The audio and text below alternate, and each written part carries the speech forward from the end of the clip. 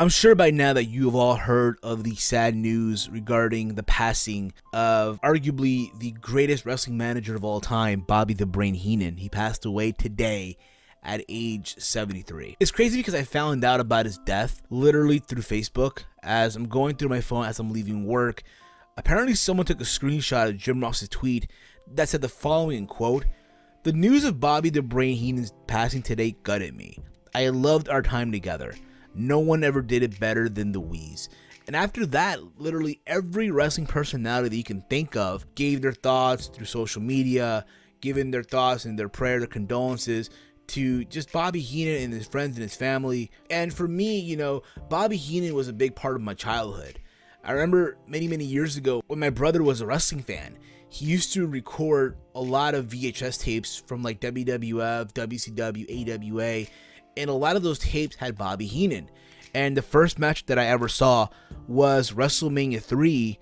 It was Hulk Hogan versus Andre the Giant. And what do you know? Bobby Heenan was literally in the corner of Andre the Giant. When you think about it too, Bobby Heenan managed a list of a who's who of such a great, amazing in-ring performers, such as Nick Bockwinkel, Andre the Giant, Big John Studd, Ken Patera, King Kong Bundy, Ravishing Rick Rude, Paul Orndorff, Harley Race, Buddy Rose, Butch Reed, Lex Luger, Ric Flair, The Barbarian, Haku. Believe it or not, he even managed at one time Colt Cabana, Nigel McGuinness, CM Punk, and Jimmy Jacobs. Every person that he's managed over the years were better off for it. I remember there was a line that he said after WrestleMania 6, after the tag team title match between Andre the Giant and Haku, that he managed, by the way, part of the Heenan family, versus Demolition. He said, "If you listen to me, you go to the top.